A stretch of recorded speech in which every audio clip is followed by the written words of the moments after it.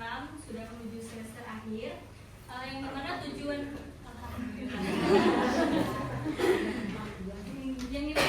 kami kesini mau melakukan sosialisasi atau penyuluhan tentang kesehatan masyarakat yang ada di lingkungan masyarakat di sini tentang demam berdarah. Itu tujuan kami melakukan penyuluhan di sini. Kami ada sedikit brosur nanti akan dibagikan oleh teman-teman saya pada demam berdarah.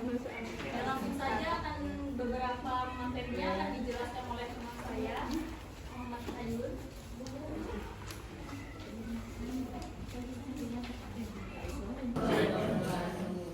Saya Ayun. Di sini ibu-ibu ada yang tahu nggak tentang demam berdarah? Demam berdarah biasa namanya, Mas. Ya biasa. Ini disebabkan karena adanya virus yang dibawa oleh nyamuk Aedes aegypti. Nah, ini DBD ini sering terjadi di Indonesia karena Indonesia sendiri memiliki dua iklim yang berbeda. Ada pas kemarau sama pas musim penghujan. Nah, untuk DBD ini sangat tinggi sekali ya Bu di Jogja ini, khususnya di daerah Sleman kota, yang baru-baru ini datanya 161 terjangkit penyakit DBD. Bulan apa? Itu bulan Mei Bu. Ya, tahun ini. Untuk upaya pencegahannya sendiri itu yang bisa dilakukan ibu-ibu di rumah, yaitu menggunakan metode 3M. Terus ada yang tahu Bu metode 3M? Menguras, mengukur.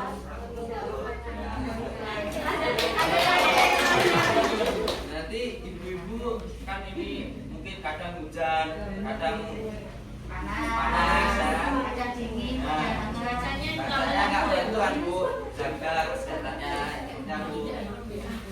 Kemudian jika ada sampah-sampah itu segera dikumpulkan, dibuang. Nanti bisa dipilah sampahnya, mungkin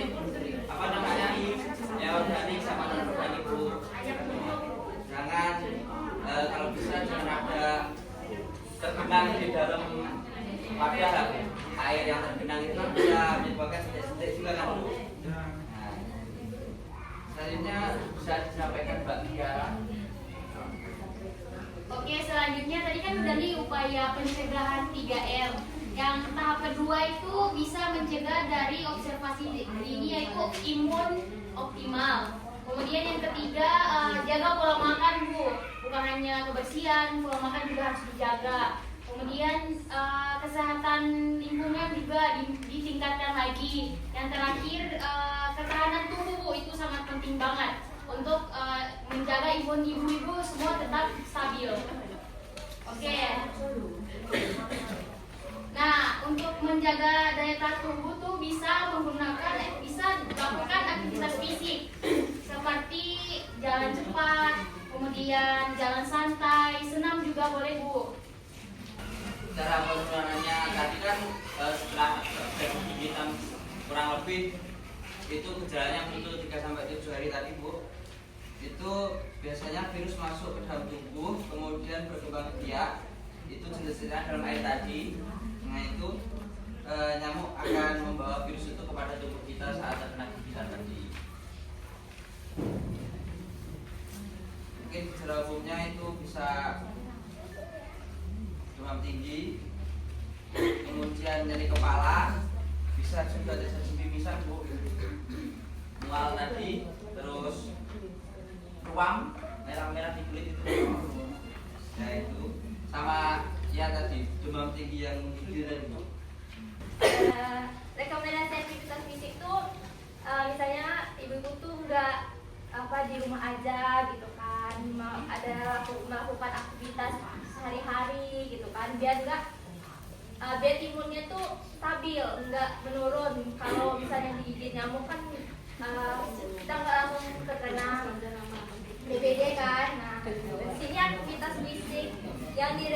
direkomendasikan untuk penderita DBD itu yang aktivitas fisiknya tuh berintensitas rendah. Maksudnya tuh seperti jalan cepat, jalan santai, senam yang kayak udah disebutkan sama Mbak Kiara yang di depan.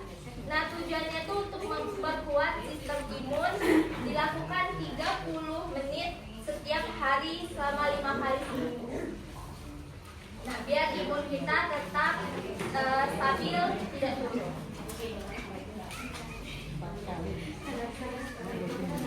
Baik, itulah tadi rangkaian dari penjelasan sosialisasi atau penyuluhan kami kepada ibu-ibu. Jika ada yang ingin ditanyakan di luar sosialisasi ini atau tentang fisioterapi, boleh ditanyakan, atau menanyakan tentang sosialisasi kami yang penyuluhan ini, boleh juga ditanyakan. Kami persilakan kepada ibu-ibu yang ingin bertanya. Kalau semisal kita sudah terlanjur kena DBD itu langkah yang paling efektif. Mungkin untuk langkah yang paling efektif itu kita bisa jika imun kita masih bisa melakukan aktivitas. Mungkin DBD itu sendiri kan ada tingkatannya kan Bu. Ada yang memang nggak bisa ngapa-ngapain, gitu. Ada yang memang masih bisa melakukan aktivitas walaupun cuma aktivitas yang seadanya, sebisanya. Itu juga mungkin kita bisa melakukan aktivitas fisik Bu, contohnya seperti stretching di rumah, seperti peregangan, agar imun kita tuh juga tetap stabil gitu. Jangan didiamkan gitu. Jangan hanya kita udah kena DBD nih, diserang DBD, nggak taunya kita cuma mengandalkan obat gitu. Itu belum tentu bisa meningkatkan dan menstabilkan imun kita. Jadi bisa melakukan aktivitas fisik juga, seperti senam tadi juga bisa, tapi tergantung kondisi tubuh kita itu mampu atau tidak. Tapi untuk aktivitas fisiknya jangan yang terlalu berat. Iya. Jangan yang terlalu berat. Mungkin bisa yang Kebutuhan cairannya juga, biasanya minum air putih yang banyak, itu Bu.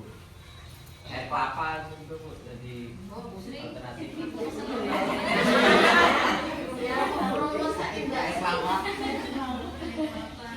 Kan di depan sekarang kan gejalanya 2 hari setelah ini kan musimnya nggak ada panas kan sama sekali di depan ini. Dari hari kemarin itu kan nggak ada panas, terus kadang hujan, kadang enggak. Nah sekarang juga nggak ada panas ataupun hujan. Nah jadi itulah munculnya jentik dari nyamuk tersebut gitu. Apalagi kalau di selokan-selokan kan di depan ini kan banyak selokan-selokan kecil-kecil di depan ibu-ibu gitu. Nah itu gimana caranya kita bisa mencegahnya itu setiap minggu atau setiap pagi itu ibu-ibu di depan-depannya itu minta tolong diberesin gitu. Kita itu genangan air kita buang di pot bunga, di apa gitu, nanti kita buang biar itu nggak ada tumbuhnya di depan tersebut. Jadi munculnya DBD ini kita bisa kalau punya termometer di rumah itu sekitar 38 derajat Celcius ke atas, itu udah termasuk demam tinggi, tapi itu antara kita kena DBD atau kena penyakit lain. Sudah cukup perkenalan dari kami, sosialisasi dari kami, dari kami. Semoga berguna untuk ibu-ibu semua dan keluarga, dan juga berguna bagi kami juga. Sekian dari kami. Semoga kita semua selalu